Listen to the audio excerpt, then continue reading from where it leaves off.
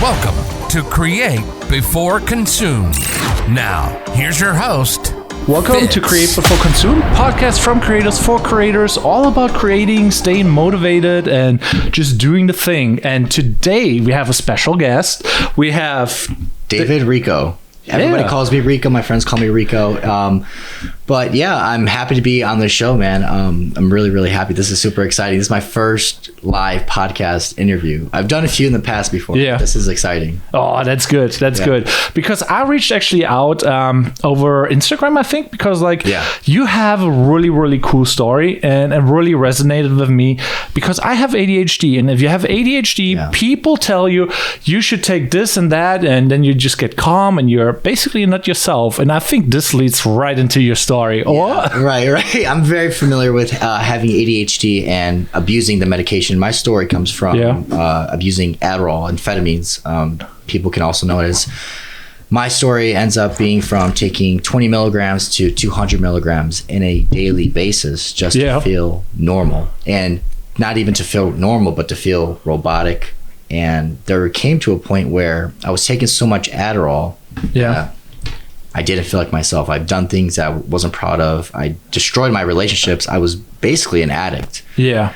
So I think we kind of have to break here a couple things down. Like Adderall, for who is Adderall? Because like I already mentioned, like it's for ADHD, and it's not really like a thing where people are saying it's a bad thing. You know what I mean? Yeah, so it's like, I know people who take Adderall, like they're actually kind of in sales, and they're doing the phone call thing, and it's just like, I don't know, like in 200 milligrams, what does that even mean? Because for me, is that a normal doses? Is this a lot? Is it not a lot? What does that mean? So I've heard that there's two types of people who take Adderall. There's the one who actually need it and helps them keep focused, and it actually has medical purposes. Gotcha. I took it and I loved the feeling, the rush of dopamine that it gave me, and I wanted to abuse it.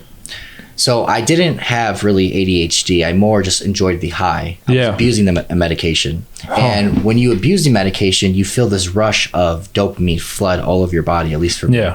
And that was already one sign that I didn't have ADHD. I just loved getting high off of the medication. Yeah. So what does that mean, though? You took 200 milligrams to get your rush. Sounds like not bad. It's like, okay, it's like a medicine that is like commonly used and recommended, and it doesn't really have like, I don't know, like a bad connotation to it. I think at least, so it's like, I did not know about it. I personally like not taking stuff, and I'm like, if I have ADHD, well, I abuse the benefits of like being ultra distracted, doing everything at the same time. But it would be weird to try to be like a focused person and not being yourself, because I cannot imagine I would be on the same level. So that's the reason why I don't take like Adderall, but I also have no real negative connotation against it. So what does that mean for you? What is 200 milligrams and what is the other side effects? So I believe the legal limit on a daily basis, you should only be taking 60 milligrams. 60. You cannot go any higher. If you go any higher, I believe you need a very rare excuse from your doctors to go higher than that. Gotcha. So I was taking about 3 times the amount of legal doses in a day. And that was because I built up my tolerance so high. If I didn't have that 200 milligrams, my whole day, my whole life would fall apart from functioning. I would be in bed, very fatigued, very tired. So I was kind of just more keeping up with the momentum and the tolerance that I built.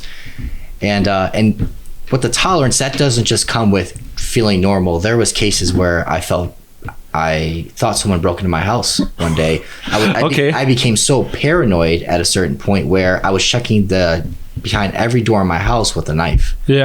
Damn. That's not good, because no, it's not. That was just that was a moment in my life where all right, I'm taking way too much. But I couldn't stop. And that's the thing with so what is the withdrawal of it? Like if I that's probably my Does it have a withdrawal? What is it? That was probably my favorite part of my journey. Was I saw COVID happen. I saw it was the perfect time to get sober. So I go cold turkey. I don't go to rehab. I don't go to AA meetings. I don't go to NA. I actually wasn't even close with God at the time. I just did it with the will of my mind of wanting to get sober. I was willing to die to get sober. So the withdrawal was more, I call it 100 days in hell. I remember journaling, and the physical symptoms come first. you are going to feel so tired. It's going to be an exhaustion that you are not, you have probably never felt in your life. The second thing, and this is after 100 days, going into around 3 months, is you start mentally not knowing who you are. What does that mean? Because like obviously I think I checked out. Let's talk about that quickly. I checked out your YouTube channel because you want to help other people who do, you know, going on Adderall withdrawal, doing the whole 9 yards, you know, doing basically the good work. And with that being said, like, how does a person change? You know, because like there was probably Rico version 1.0 with Adderall, and then there's the like Rico without Adderall on withdrawal. What are the difference? So I went through 3 transformations. The first version of me was with Adderall, and I became very paranoid. I became very passive aggressive, very toxic.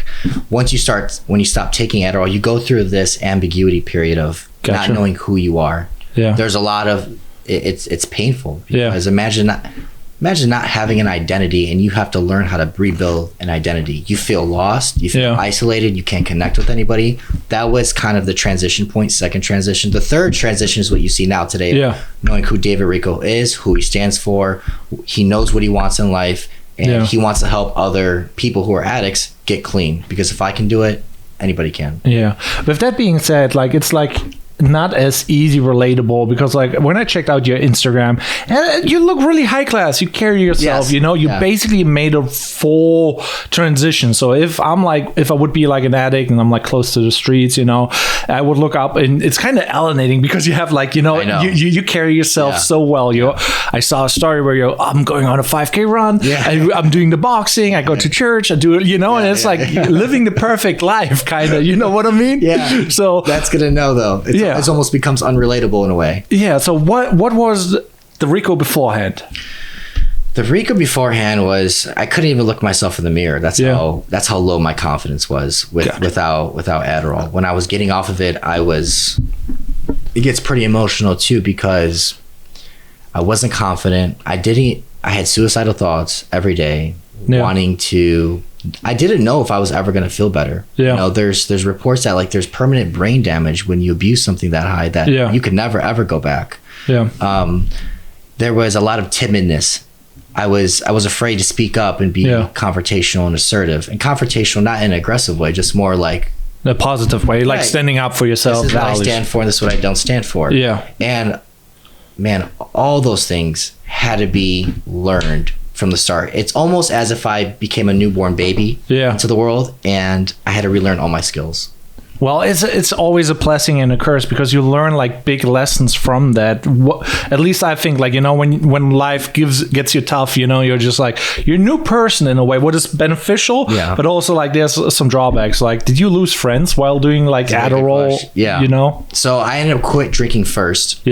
My method was, I was addicted to alcohol and mixing it with Adderall. So my first detox, I guess you could say, was quitting alcohol, and that's when I really lost a lot of my friends. I was in the nightclub industry at the time, and when you lose all your friends, there can be a bit of bitterness in your life because they weren't really your friends the whole entire time. And there is enabling and stuff like that going on. Exactly. And so when I also got off the Adderall, I had no friends at the time.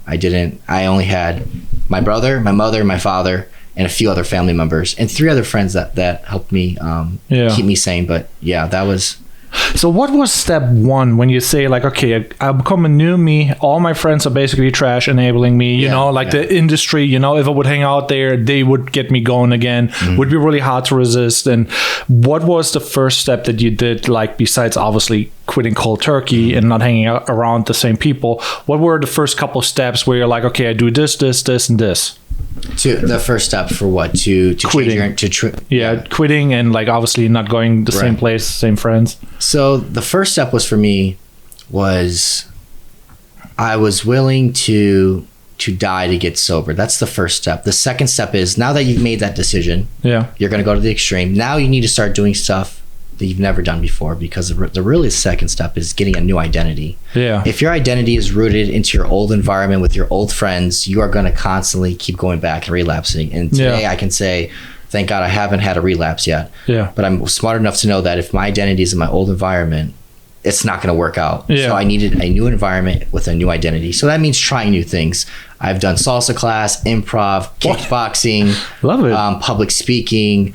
I've basically put myself in the most uncomfortable positions to create that new identity. I love it. That's very inspiring. And I'm like, learning new things is like changes everything. You become a new person. Yes. Like you can see right now. Yes, exactly. And it's uncomfortable. I don't want people to think that I had fun doing it. I hated every single one of those things at first, but I understood the longer picture. The longer picture was I needed to create new habits. I needed to create a new environment. Maybe I can meet friends at these things that don't involve alcohol and drugs, and learn how to have a relationship without drugs and alcohol. That was really a pivotal moment of like, all right, that jumpstart my So what would you say is worse, the alcohol or the Adderall? And obviously in combination, probably worse. But what do you think you were more addicted to, the alcohol with the partying or the Adderall? The Adderall. I didn't miss a day of Adderall for the past 5 years. I was addicted. I needed it every single day. If I didn't, I'd be very crabby. I'd be very pissed off. I wouldn't be myself.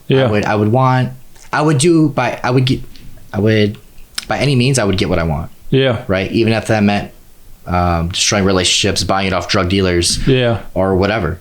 Damn, this is because like some people say like the alcohol addiction is also a very, very strong addiction, you know, where you get like physical symptoms or off withdrawal. So most people, they don't know that they are addicted to alcohol.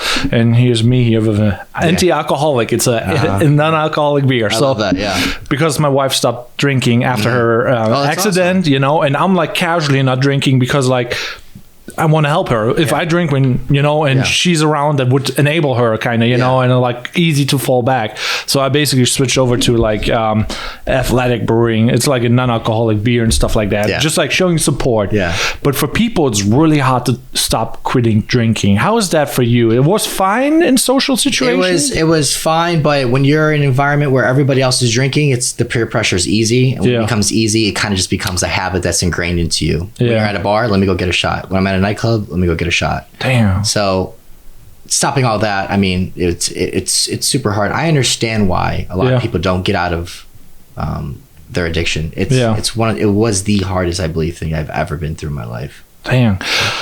So you mentioned you worked in the night industry or nightclubs. Yeah. What did you work afterwards? Like, it's not like it's easy to switch careers, or what was the step that you took? So I'm still working in the nightclub industry, but I was knowing that my addiction was getting bad enough. I needed another job. It wasn't paying me enough. So being a functional addict, I actually ended up going to digital marketing at a local marketing agency. Gotcha. Didn't know my job well enough. Got fired. Reapplied to another job, and then I was there for the next, I believe, 3 years until COVID happened. So I was still in corporate America, to make it simple, while functioning as a nightclub drug addict. Basically. It's kind of crazy because like if you have like a loved one, what are the symptoms you kind of have to look out for when stuff goes kind of south? You know what I mean? Yeah, I just actually did an interview with my mom on that. You're going to need a lot of empathy, a lot of patience. And if there is mood swings that you're knowing, real dramatic mood swings, if someone's on Adderall, that's probably a good sign that they might be abusing it. Because mood swings should not be so dramatic where your relationship is deteriorating and you guys are hating each other, because that's how it was for me and my mom. We always had this constant battle. And I don't know if everything just irks me, or I don't know, but So what was the thing like when you started out Adderall? Because like, how do you get even into it? Like, obviously I mentioned my thing that doctors recommended. How did that happen to you? Yeah, so good question. I was staying up all night. My roommates kept me up. This is in college. I was about 21. And a friend of a friend comes in and goes like, bro, are you still up? I'm like, yeah, I'm still up. And he goes, well, take this pill. This will help you stay up longer for your classes. And it came with innocent ignorance because I'm thinking it's a medication. Okay, maybe whatever. I ended up taking it. I felt literally like the best version of myself. I felt more charismatic, more social. I just felt this boost of vibrant energy. And just like anything in life with a drug addiction, it's romantically amazing at first. It's not until later years where it bites in the ass. So that's how that started. And then Gotcha. Yeah. And then friend situation basically hooking you up, and it's like, oh, it's not a bad, it's Adderall. Yeah. Well, and he had ADHD, so he wasn't abusing it, so it worked for him. But for me, for someone I was like, oh, I need to get a prescription now. Yeah. And so within the next month, I went to a doctor, didn't even do an exam on me. He just said, yeah, I have ADHD. He goes, yeah, here's a script. Yeah. And I got my own prescription, and that's how the abuse started. Damn, that's crazy. Like, one of the things that I don't like about America, so I'm from Germany, born and raised there, grew up in Germany, moved here, and medication is kind of iffy. You know, you go into the hospital, now you're an addict because you had a broken bone, and they give you like really heavy like painkillers, right? Yeah, and it's just like, it's really iffy. Like, it's terrifying in a way, because like a doctor should be a person who's like has the best interest in you, instead of like, oh no, just take this, you're good, whatever. Right. You know? Right. Yeah, like having reconsideration of like if someone has addictive personality. Yeah. It needs to be reconsidered. Yeah. Because if you have an addictive personality and you like something, you're gonna do anything to go get it. And that's me, because I still have an addictive personality. I've just been able to reroute it through successful habits. Yeah. Reading, fighting. Yeah. Corporate America just dominating my career. You know what I mean? Love it. Yeah. Yeah. So on that note, I already mentioned it. So what is your daily routine? Because I saw you're like running on the beach and whatever. What is like the typical average? Typical average is I don't leave my house until 8 a.m. and I'm not back probably until around 9 p.m. or 10 p.m. Throughout the week, because I go to corporate America, dominate my job as an IT project manager. After that, I go straight to kickboxing. After kickboxing, I come home, and that's when I eat. That's when I study. That's when I read, and then just a repeat. Okay, so you dial down. How about the weekends? The weekends I use that as strategic planning, such as what is going to be happening my upcoming week, and what do I need to prepare for. I live off my calendar, so I like to plan all the events that I need to be going. Yeah. Because if you don't live by your calendar and you're wondering why you have no social life, and you're trying to balance your corporate job, your branding, you need to have things scheduled in your calendar where you're going to events, having things planned, so you can kind of have a balanced life as much as possible. And it goes in a direction versus like, today we're doing this, tomorrow we're doing that, and you go basically going nowhere. Exactly. And you're running in place, and you're wondering why. Okay, well, I'm good in fighting, I'm good in my career, but why don't I have any friends? Because that's something that I've been running into. I'm like, why don't I have any, why haven't I built any meaningful connections? Well, first, I'm not putting myself out there, making time to go to events. To be honest, I don't even really want to go. It's awkward. I have the personality to go. I have the energy to go. I just don't want to go, but it doesn't matter, because my results are not matching my desires right now. Gotcha. So I go to events where I don't know anybody, because I don't care. Because you got it. It's like you get used to it. It's like you talk to people. Yeah. My favorite hack is like when you go to a networking event. So I do like videography work, and that's going around. So I'm going around to networking events, and like, this could be potential client. You got to meet people, and I like usually looking for a person who feels like uncomfortable, and I try to make them comfortable, and that is an easy conversation, and it's easy. People are coming to you then, because like, they're talking and he's talking. And it's like a win-win kind of. But it's like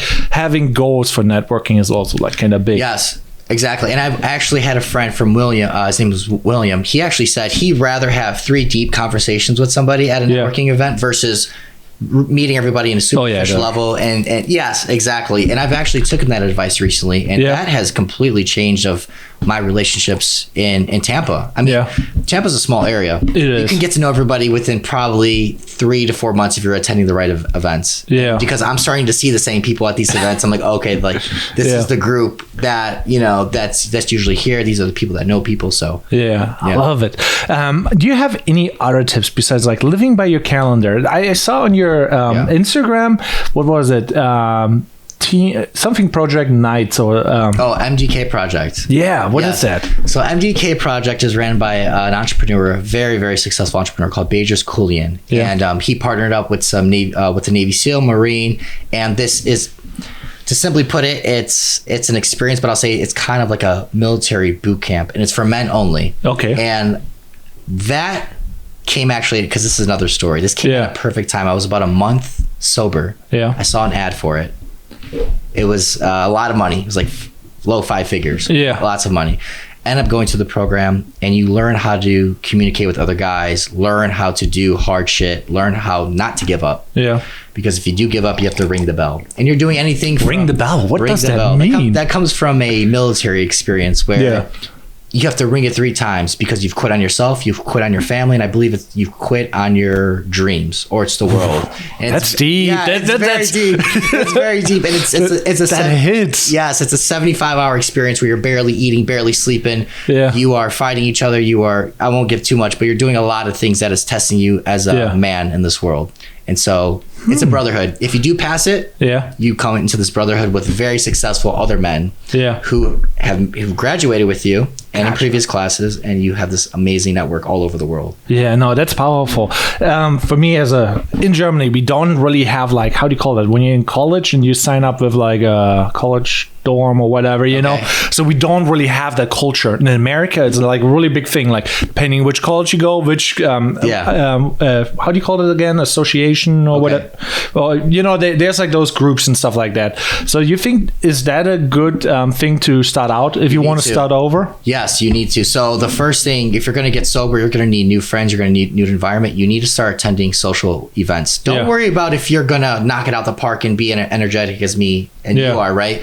Just go to them, expose yourself, because you need to see what's on the other side of sobriety. You can't hang out with your old friends. Yeah, it's kind of crazy when you're like kind of learn, like, this is a life that other people find normal and you never done it.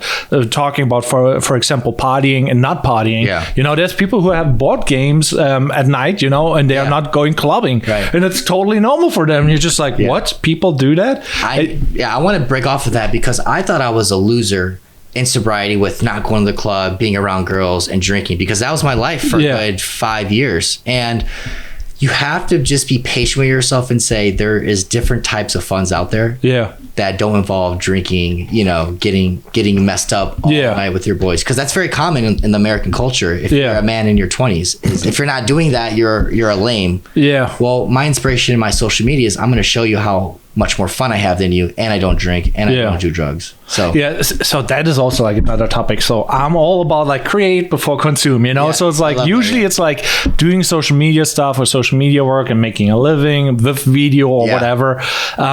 With that being said, like your picture, like your presentation of yourself is very curated, very professional.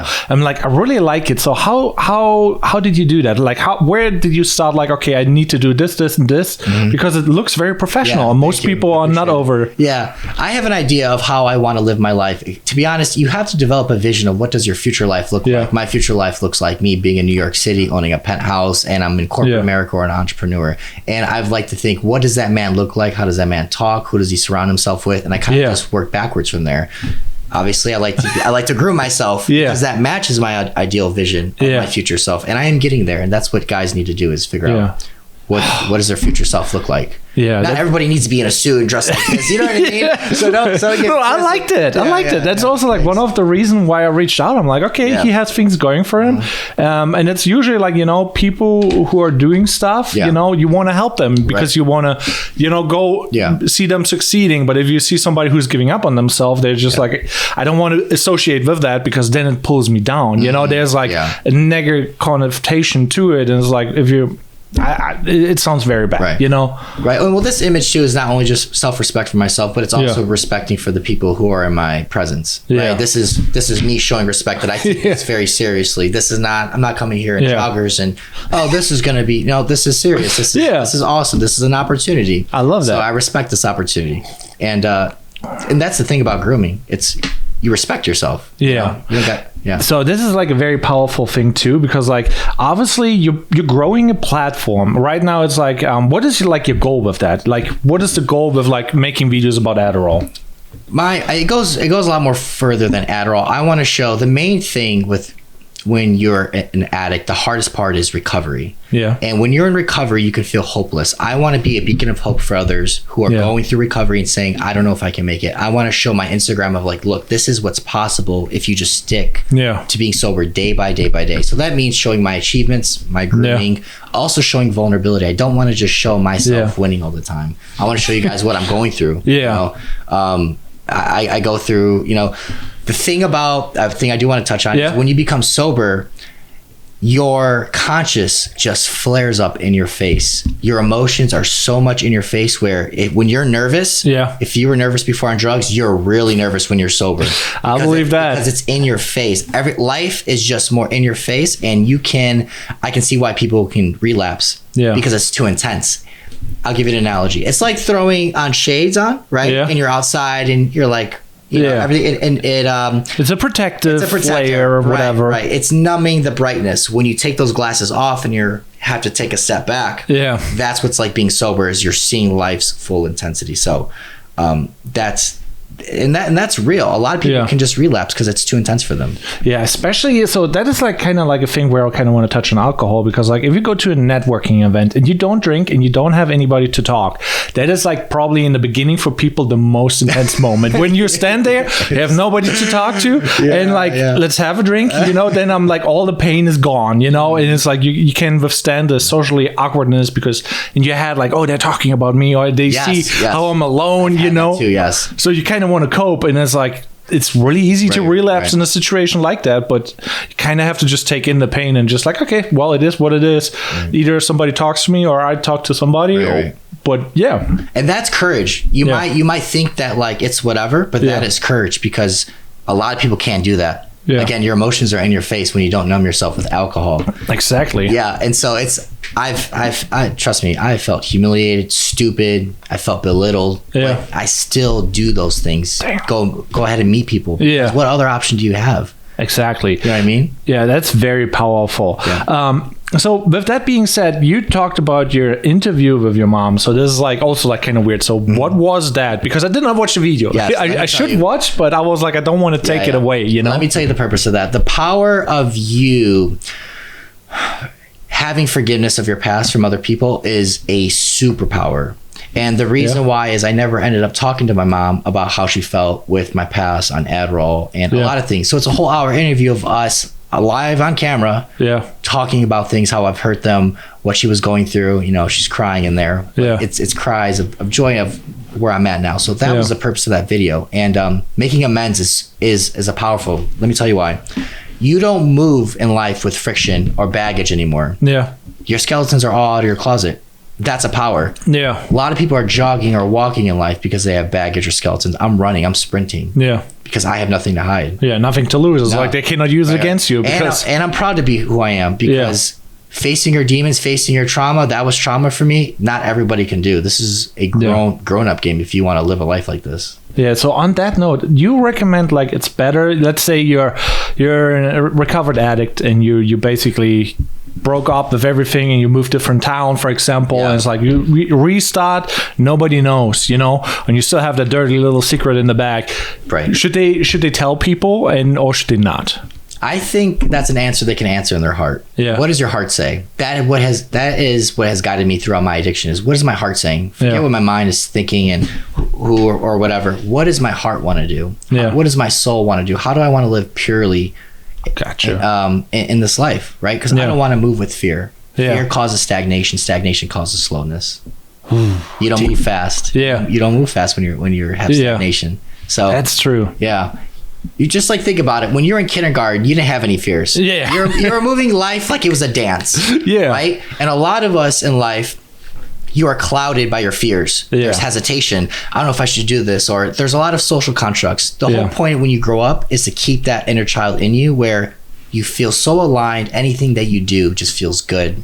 You make the right decisions. That's very powerful.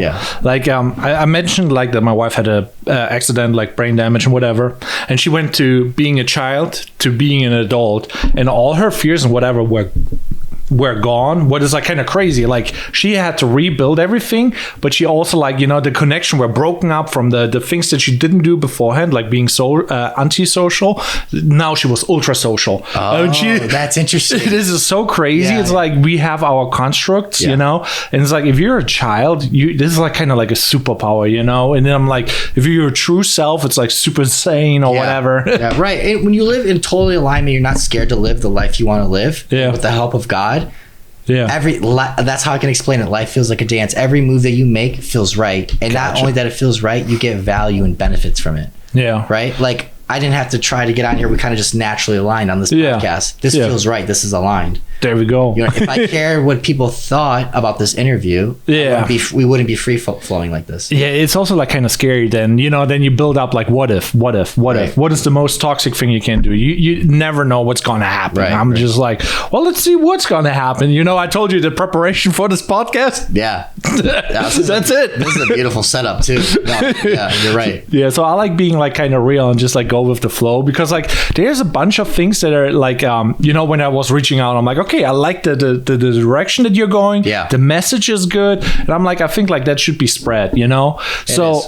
So what is a way where they can reach out to you? They can reach out to me on Instagram. All my socials are David Rico. Yeah, and I have it on my Instagram. And again, my whole purpose of my brand is to show you guys what's possible when beating addiction. Yeah, that's so powerful. Yeah, because it's not just Adderall, it's everybody for the recovery community. And the last 2.5 years, I was broke as hell. Yeah. Let me give you a quick story. I was broke as hell when I got off Adderall. Yeah. Right now, I could probably say I can make $115,000 in corporate America. 6 figures in the last 2.5 years. Damn, okay. I'm a drug addict and a college dropout. Yeah. That's just happened. My life has completely changed with making that amount of money. Yeah. My life has become an upward spiral. From Yeah. my attire to who I'm hanging out with, to networking events, to coaching I'm getting from entrepreneurs. Yeah. It's completely changed everything. Ooh, that's also like a big thing where I'm like kind of interested. Reaching out to other courses, entrepreneurs, what are the inspirations of you? Like if you have like some... Think about, this is how I'd approach it. Think about who has what you want. Yeah. Most likely, if it's an entrepreneur on Instagram, they have some type of program, they have some type of coaching, they have some type of networking. Reach out to those guys, buy the programs. It's very risky to feel at first to pay $10,000. Yeah. But in the last 2 years, I've spent $22,500, I believe, on myself. So, like, it's a good investment. It's amazing investment. It's changed my life in type of investment. So do it. Yeah. And if you don't feel comfortable spending with $10,000, spend $500. Spend $1,000. Spend $2,000. Make it very practical. Understand the value what you're going to get. Yeah. And there's always like some little nuggets that change your life. So with that being said, what else you do for fun? Like if you replaced all the Adderall and whatever, what is the fun now? The fun is tackling my fears. I have 2 fears right now that I'm tackling in my life, and I find it so fun because I'm learning about myself. One is kickboxing. I hate fighting, but at the same time, I realize it's a big fear, and I'm having fun tackling that fear. Yeah. So sparring, I really want to get a fight in this year, right? So that's something I do. Second thing is doing public speaking, whether it's in front of executives at my company or telling my story at drug rehab. Yeah. I am petrified of public speaking, but I still practice it. I still practice my speech, and those are 2 things that I do. I like to go to social events and meet people. Yeah. So you're all dialed in. So there's no gaming or something. Oh no. Listen, I was a big gamer when I was a child. I used to play Halo 3, Call of Duty, all that stuff. And sometimes when my brother's back in town, we'll play games. And trust me, the skills haven't left. Man. The skills haven't left. Yeah, because like that is one of the things where people are saying like, oh yeah, video games are bad, and I kind of agree with that. You can't sink a ton of hours in a game, and in that time you could have learned X, Y, and Z skills, that would have cost you less hours. Right. I mean, social skills are super, super important. And like all that time you're spending in video games, you could be out at an event if you're a grown ass man. You could be out at an event meeting other guys instead of sitting there playing video games or whatever. Yeah. Because let me tell you, I've met people who've worked with me where I'm probably not the best skilled, but they love who I am. They love my personality. They love working with me. Yeah. And that's the reason why I've gotten job opportunities, because the impression, the care, I like carrying yourself. Yes. And he knows how to communicate, he knows how to lead, he knows how to manage. Yeah. While the other guy who's probably an introvert but has higher skill, he didn't get the job. Yeah. So that's how the world works.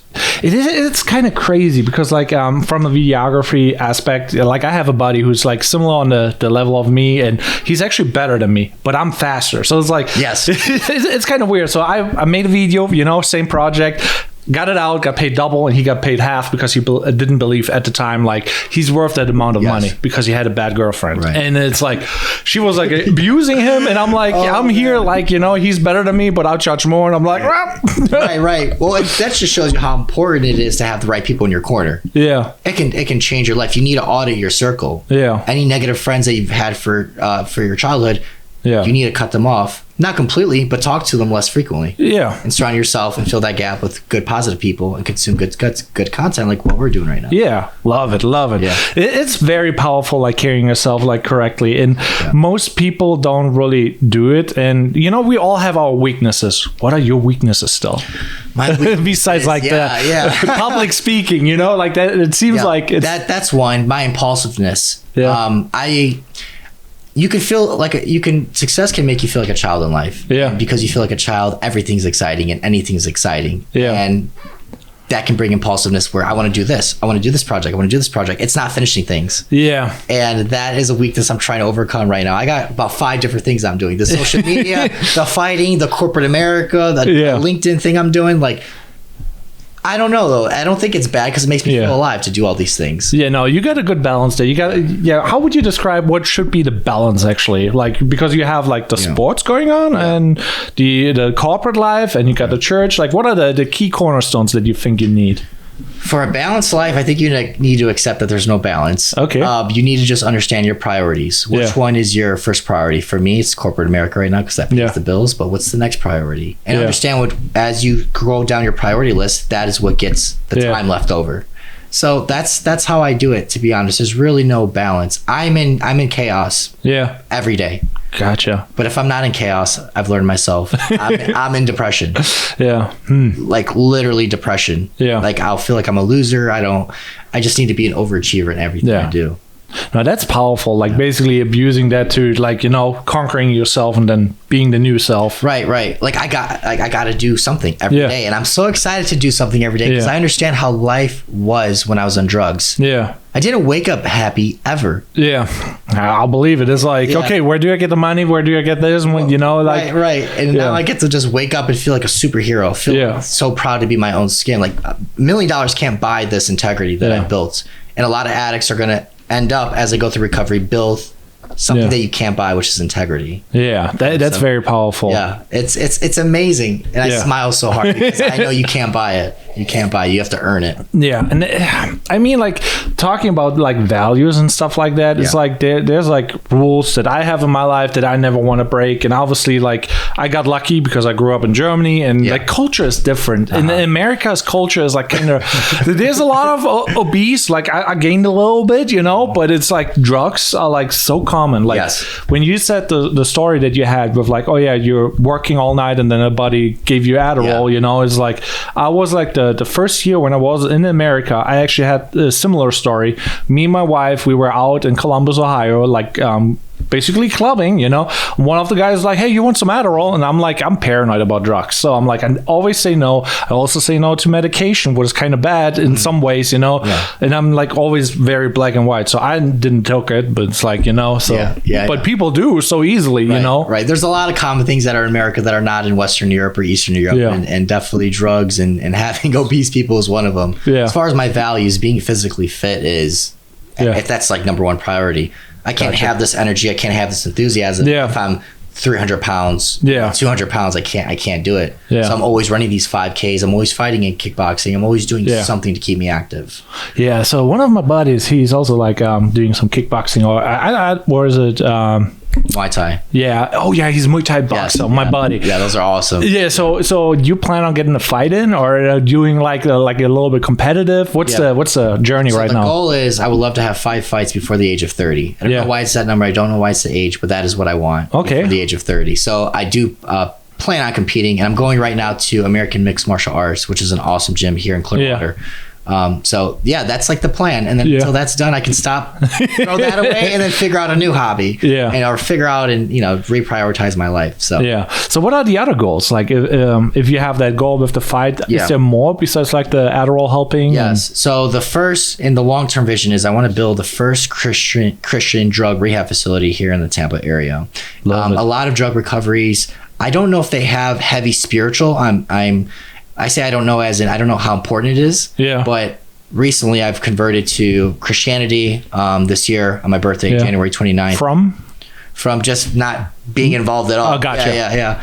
And I understood that once I had God in my life, of how much better my recovery has gotten. So I wanted to add that aspect in drug recovery centers here in the Tampa area in the next coming 5, 10, 20 years, whatever it is. I want to start being involved into that. Gotcha. That's a really good mission. I like that. Yeah, thank you. And I maybe someday into politics or play some role. Okay, becoming the mayor. Right. playing some role with drug healthcare policies. I'm really just tasting right now, and that's what a lot of guys need to have, and women when you're out of recovery is just trial and error. Yeah, figure out what you like, and that's what I think I'm gonna like. So, I like that. Yeah. So with that being said, what do you think is like the biggest problem right now? What needs to be fixed? Like, because like obviously you think there should be like more legislation. I cannot talk about like drugs, or you know what I mean? What is like the common problem, what you would like to fix, or what should be fixed? Yeah, that's a very good question. I will be honest, and I'm not educated on both sides enough yet to make a decision. All I know is it is sad of what fentanyl and a lot of these drugs are contaminating into these.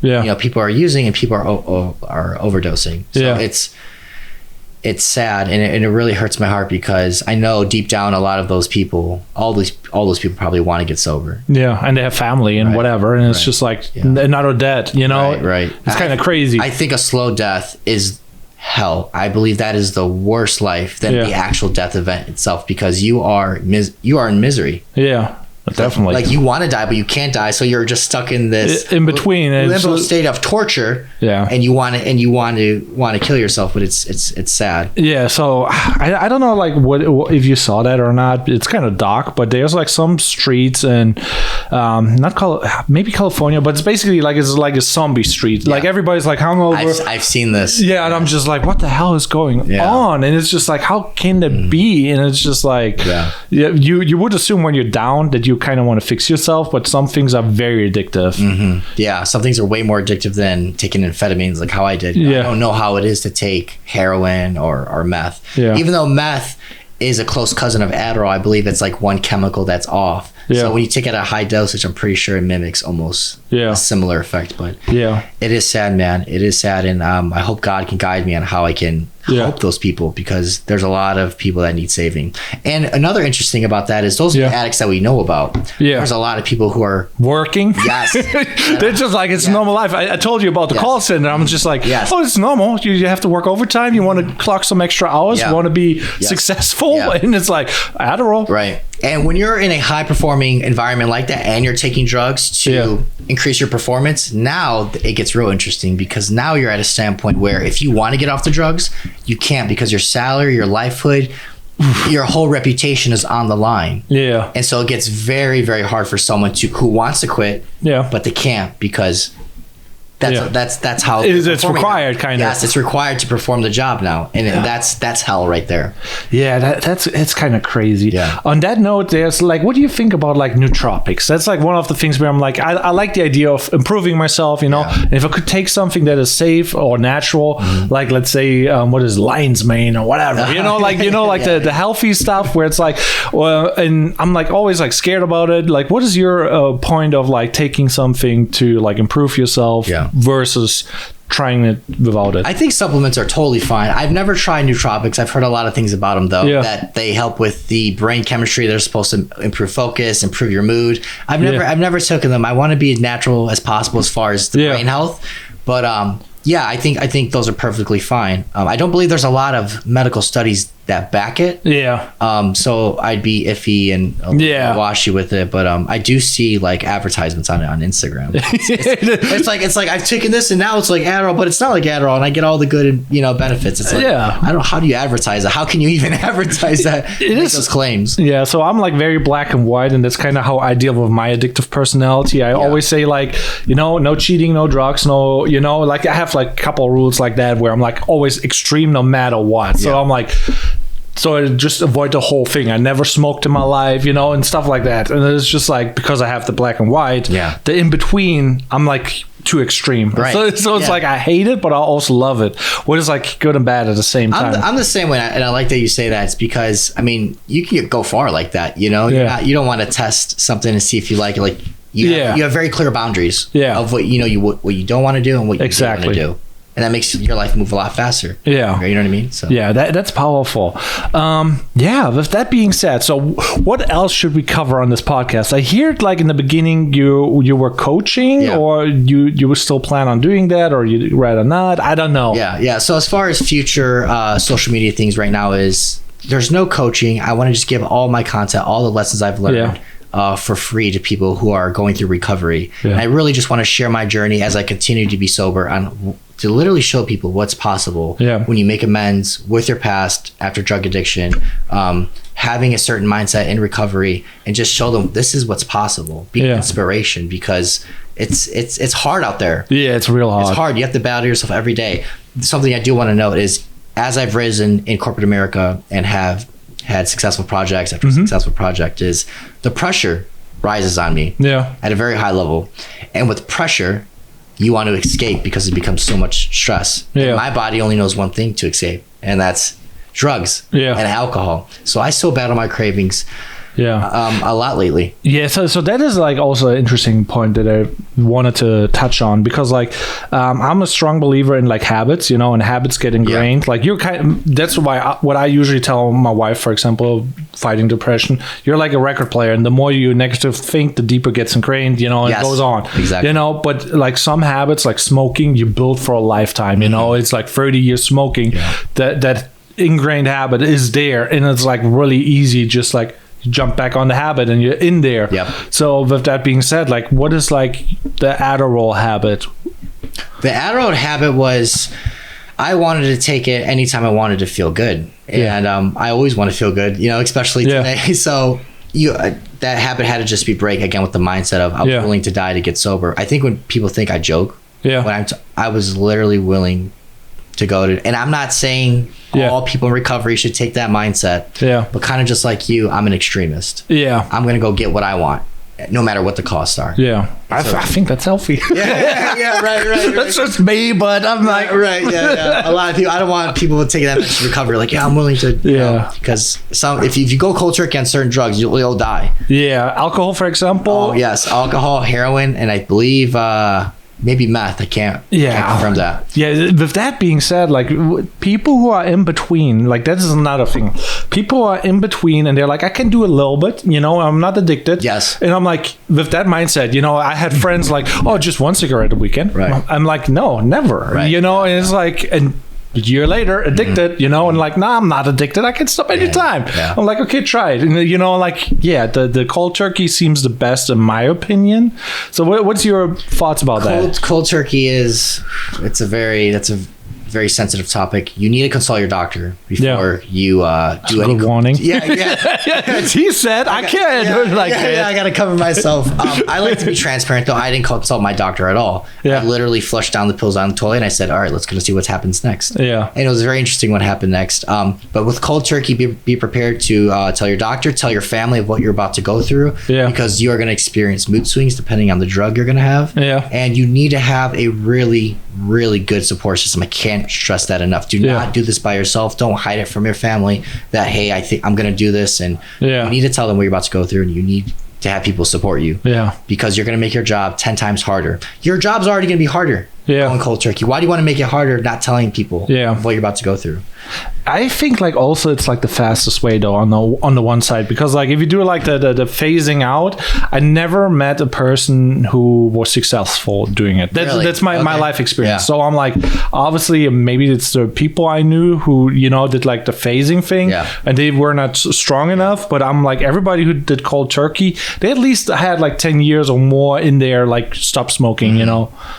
So here's the thing, I wish it can be that black and white, but when you go cold turkey, your life's gonna change like crazy. Like think about the guy making the phone calls and he's taking Adderall. If he stops taking it, he's going to experience a decline probably in his performance at work. He might need to taper it off and then eventually get off of it. So there's different scenarios. For me, when I went cold turkey, I had a perfect God-given opportunity. COVID was shut down. COVID shut down the world. I could detox at home. I could work from home on the computer while still being dumb as hell and not knowing my own name. So like, it just really depends. So with that being said, like how was COVID for you? Because like COVID was an experience for everybody, and it's like for some people they were like, it's nice, I can work out, I can do fun things, I don't have to work, yada yada yada. For me, being very social, I'm like, it was a nightmare, and I'm like, I just jumped being a full-time freelancer, doing video work, and I'm just like, okay, 1 month good, next month I need money. How I can sum up my COVID experiences, if COVID if COVID doesn't happen, I don't get sober. If a 100-year event doesn't happen, I'm not here today.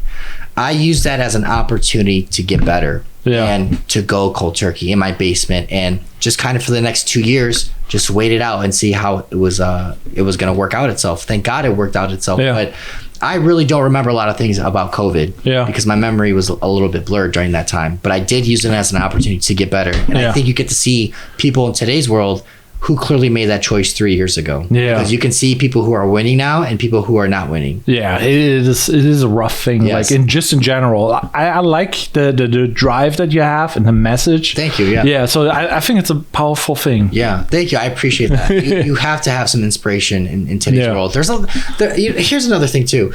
People who go through recovery, they don't wear their badge of addiction as like an honor. I want to change that. I'm very proud to say that I used to be an addict and here I am. Yeah. Because if you understand the statistics and the numbers, which you probably don't even need to know, but a lot of people don't get. What are the statistics? Do you know what I'm about to say? No, I'm saying if you do know the numbers, it's very rare for people to actually get sober the first time and live a sober life. Yeah. I do know that through recovery centers, a lot of the same people kind of are like revolving doors. Yeah. You know, they do want to get sober, but they can't. It's hard. Yeah. And that's what it's for me. Yeah, with that being said, like I know the statistics from AA and it's terrible. It's like 95% relapse. Oh my gosh. Yeah, so it's like if you're a real alcoholic, there's a high chance that you are never will be sober. And you would not assume with alcohol, you know, because like if you're young, you know, in Germany we drink like with like 14 till 16, you know, we start early because beer and wine is allowed at 16 and hard liquor is allowed with 18.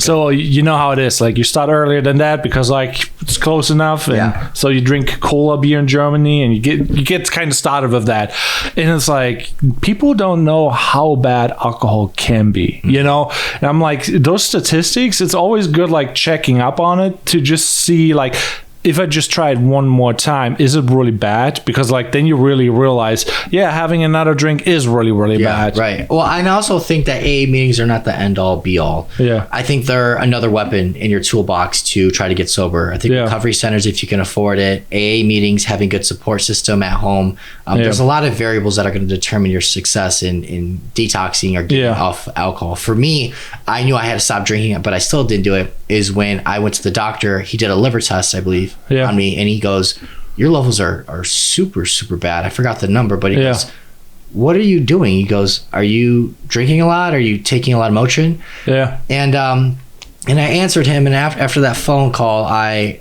really took a deep thought about myself and said, I'm hurting myself. Yeah.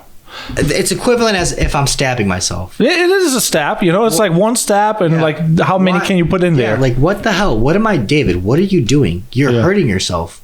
It's one thing to hurt somebody else because it's not your own. Yeah. It's another thing to hurt yourself and continuously do it and not even care about it. Yeah. That goes deeper than actually, you know, what I was at the time. So that was a sign that I knew I had to stop, and thank God I've stopped. Yeah. And so we actually did another test on my liver, so it's fine now. It's fine recovering. It's fine now. That was really crazy. It's like, wow, I'm hurting myself. Yeah, I want to touch on that self-worth. Yeah. Self-worth is like one of the things that everybody needs to learn. And, you know, like I came out of like a really bad household, you know, grew up and, you know, whatever, really low self-esteem, yada, yada, yada. And now I'm growing where I am, but it could still be better. Yeah. What is like one of the things where it's like, if you usually respect other people more than yourself when you're like in a low point.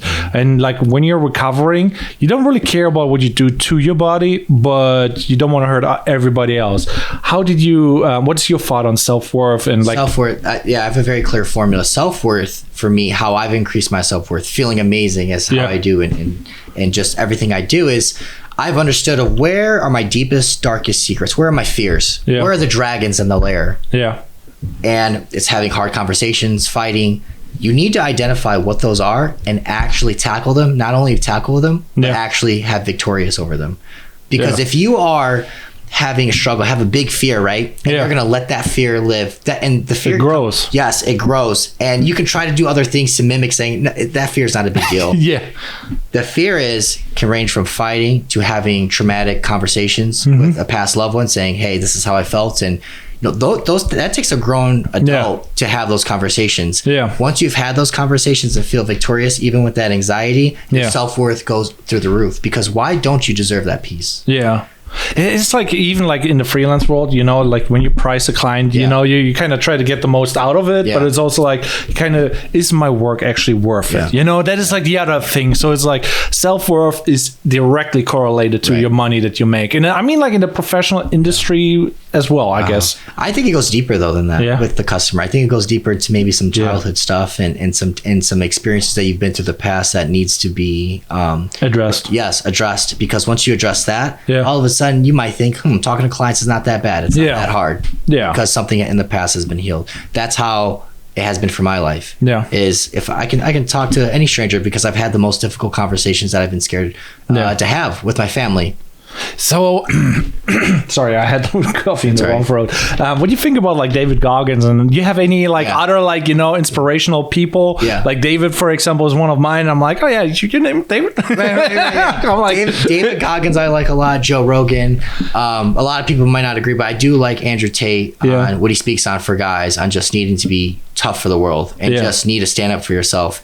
There was another one that I liked a lot, was Kevin Samuels. He was Kevin Samuels was he was in the manosphere, but he also helped men become better as well. He also teaches you how to dress, how you should groom yourself as a man, and he was a big inspiration on how I even dress today, to be honest. This guy here? Yes, that's him. Yeah. Oh yeah, I saw the podcast. Yeah. So he goes crazy with the girls. But, the clips are like kind of rough. So when they're like valuing themselves, so what do you think you are? Oh my God. I'm a 10. And he's like off 100. He's crazy. I'm not gonna get into that, but he actually motivated me during recovery to like, if you're not making six figures, then what the hell are you doing? I actually ended up getting a second job to start making the six figures when I was like a year sober about, and he motivated me to get my life better and just take my grooming a lot more serious. From your facial products to working out to learning how to defend yourself to hygiene, the watches you buy, the suits you buy, like love it. So he's been a good inspiration too. So those are the four guys. I also like the rapper 50 Cent. 50 Cent? Yeah, 50 Cent. Yeah, Curtis Jackson. He's a rapper, and I've always liked his music and just liked what he stands for. Anybody who's been through the dirt and has came out victorious is a beacon of hope. And that is something that I like to symbolize with. And I think no matter who you admire, you know, and everybody has like a little bit dirt on them or whatever, but they still have a good message, you know, like some people, they have one core thing and you cannot devalue the core thing about them just because they did something else, you know. So it's like, so there's good value in, like, for example, Andrew Tate, even though he did maybe other things or maybe not, I don't know, but I'm just like, you know, you cannot discredit everything just because of one thing. When you say you like somebody, it's not saying that anything they'll say I'll agree with automatically. It just means I do like some of the messages he stands for. I like some of the messages the other guys stand for. Obviously, I don't agree with everything, but still. It's like kind of like bands. Like some people are like, oh, I love this band and I love whatever they do. And I'm like, no, I like maybe the song of one, the message of one.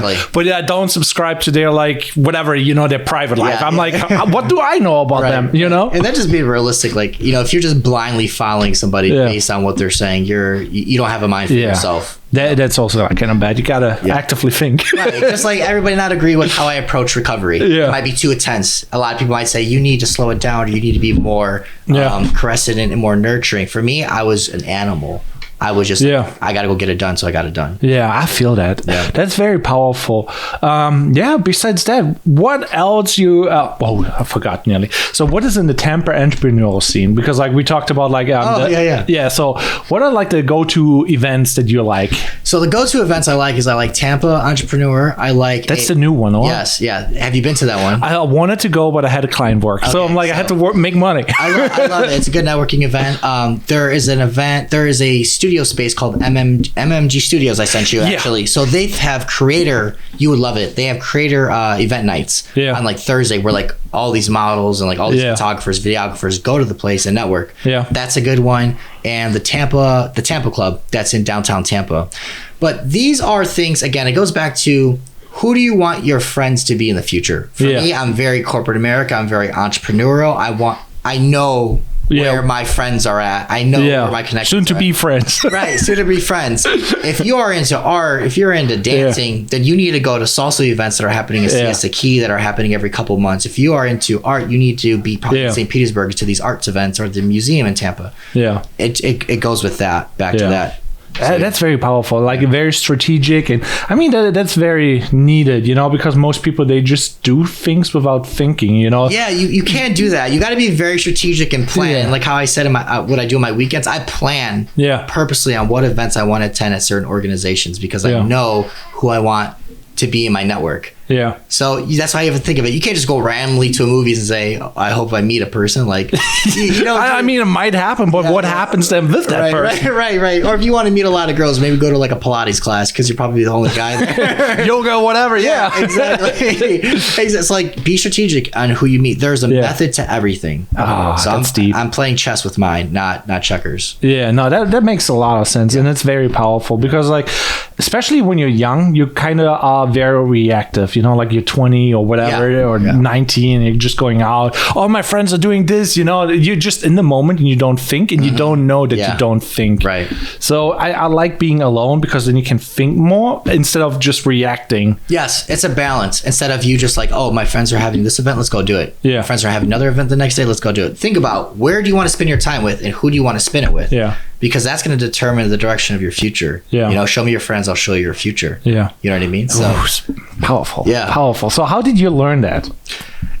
Dude, to be honest, just through a lot of YouTube videos while in recovery, just like, okay, I'm going to do, because when you're so disabled in recovery, you're like, you have to admit you don't know anything. Yeah. So anytime I saw like a Dan Pena, a Kevin Samuels, a Tate, whatever, I took their advice as it was, such as, you need to go to clubs and go meet people. Yeah. Business clubs. I'm like, okay, all right, done. Go do it. And I started listening. Some things worked, some things didn't. But you have to humble yourself to know that you don't know everything. There are some people out there that know more than you, and you need to go try those things. Yeah. Because if you don't like your life where it's at now, it's deep. Yeah, just go do something else. Go try something else. Yeah, my favorite thing is like you don't know what you don't know. Yes. It's like you think you know everything, and like you always blame other people. Like, oh, they said do this and this, and it's not working. Instead of like blaming yourself and figuring out why it's not working, you're just saying that doesn't work. Right. Exactly. You got to be more proactive in yourself. Yeah. Maybe you're at the right place, but you're just not the right person. Yeah. With the right mindset,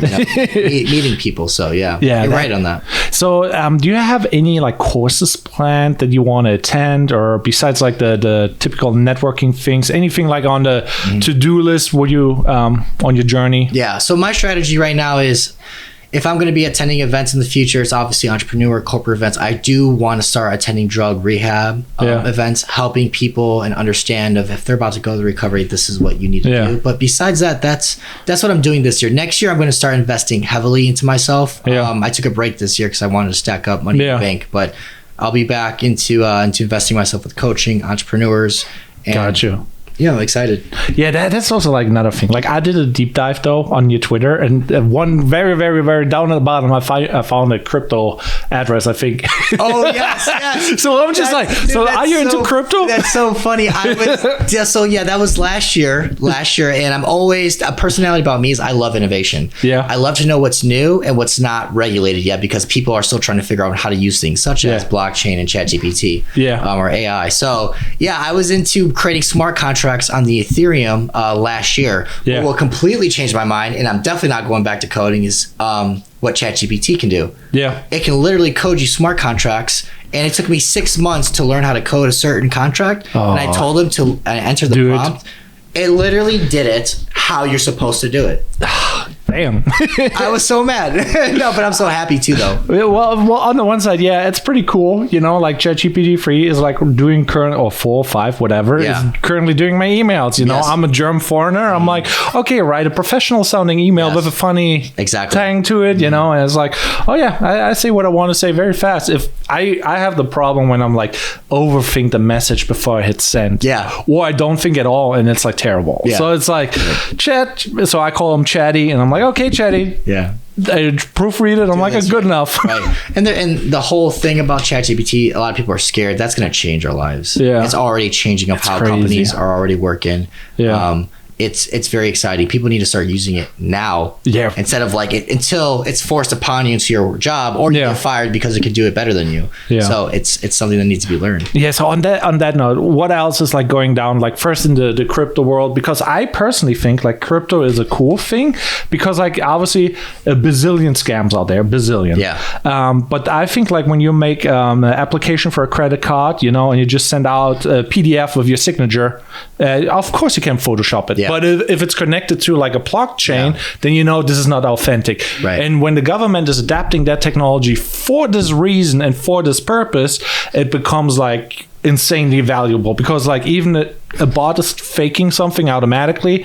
The blockchain, we will be able to ensure that something is real or not real. Yeah. But most people don't use it for that. They, you know. Right. I think the argument is, is not if blockchain is useful. Everybody, I believe, is on the same page as far as blockchain being useful. I think it goes into Bitcoin, Ethereum. How are we going to regulate and use these cryptocurrencies? Because that's a sub topic of blockchain. But blockchain, I know Fortune 500 companies are already using it for authentication purposes.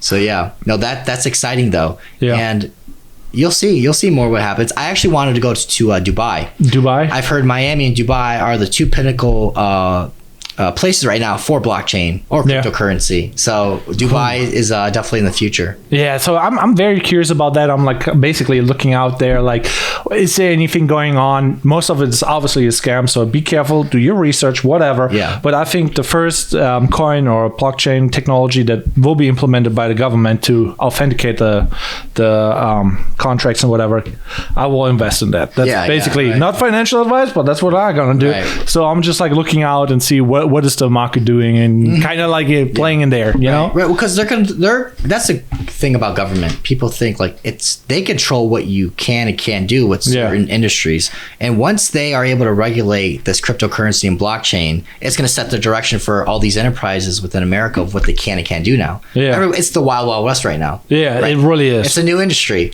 People don't know what to do. They don't know, you know, so they're kind of just flying by the rules. Yeah, so it's crazy. Yeah. And what else is going on with the AI? So how much do you use it? Because like you said, you use it a little bit, but what is your thoughts and concerns? So my thing about AI is I love it. The thing that I'm learning right now is called prompt engineering. And to very simply put, if anyone doesn't know what that is, it's basically if garbage is in, you get garbage out. Exactly. You want to have high quality prompts or things that you're telling ChatGPT to do so you can get high quality output or the answer that it gives back to you. Yeah. So learning that has been very interesting because it's a lot of people are just like, write me an email like a professional or whatever. Yeah. Like you have to actually frame it in a certain way where it helps ChatGPT understand what you want to do. So it's really cool.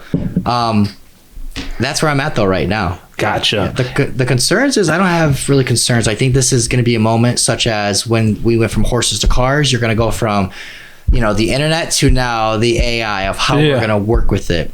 Yeah. And that's my mindset with it. Learn how to use it now before you become obsolete or don't adapt in time. Yeah, exactly. You gotta stay young. And the beautiful thing is, think about it. It's gonna automate a lot of manual, tedious tasks that you probably don't want to do. So now this is where strategic thinking and creative thinking are going to be even double valued. Not even only that, but your soft skills are going to triple value because now the rarity is going to be how well do you communicate human to human. Yeah. We already have a machine that can do the task. Yeah. You know what I mean? Of like, I think like with that being said, like the whole networking aspect is also like really big now because like we're basically are getting forced back into like, you know, the culture that we had before the internet where it's like your inner circle becomes more important because like money is like kind of in a weird way collapsing when people are losing their jobs because they'll maybe be taken, you know, and some people will not be able to adapt and there's more bartering and trading going on. So it's a weird transition time on the bottom. Right. And obviously if you're on the top and you adapt everything, you will be fine. But for other people, it is a cool safety net to have a community. So it's like community building is right now for me the most important thing in case like work becomes obsolete. You know what could be.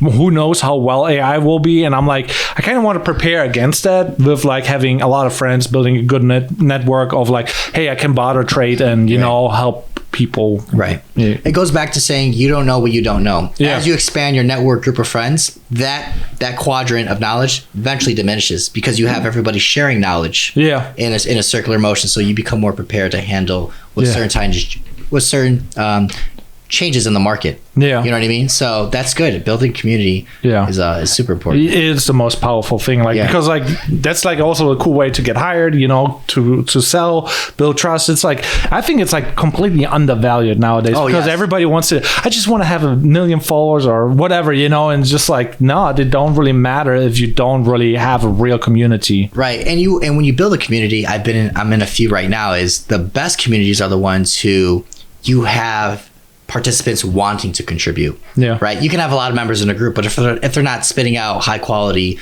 conversations and they're just trying to promote and spamming everybody in the group, that's not a community. That's just a spam group. Yeah. So building a community is super important because you want other people to share. Yeah.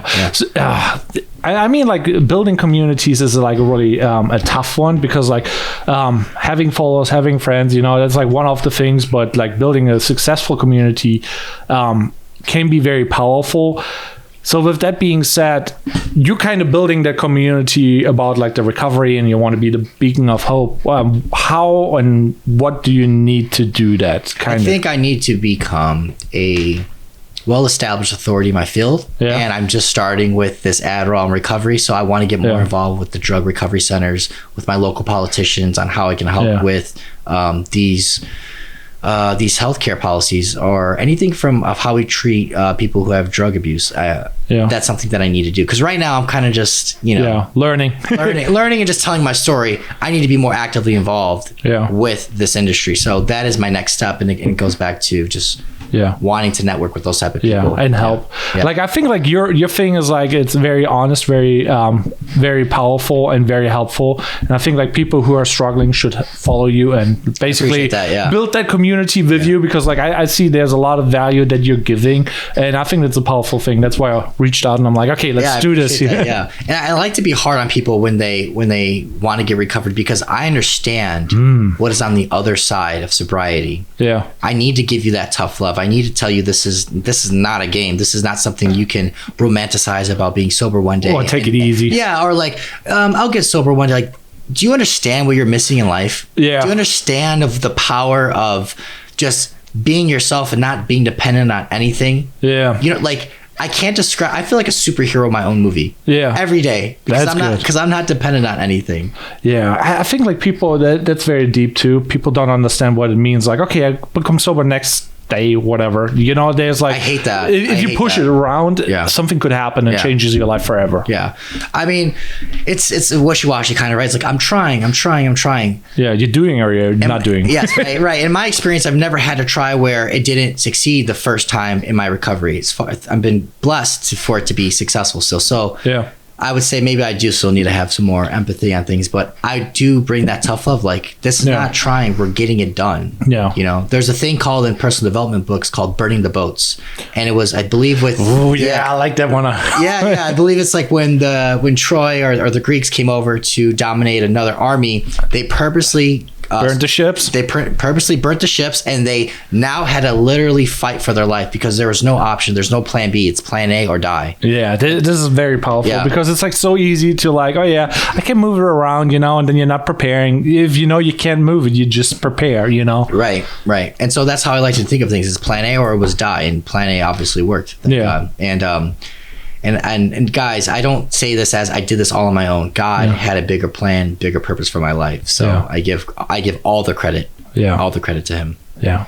Well, with that being said, I kind of want to say, is there any closing words that you have or shout outs? I'm super grateful to have you invite me to this podcast. This has been really, really, really cool. I believe this is just another indication that I'm doing the right thing, trying to help people, and I want to help other people overcome and beat their recovery. So no, that's it. If you guys need to follow me, all my social media handles are David Rico. Give me a follow. DM me if anybody has any questions or ever wants to talk. I'm more than happy to get on a phone call with anybody. Yeah. So thanks for watching the Create Before Consume podcast, and I hope I see you in another one. And definitely check out his profile and have a good one.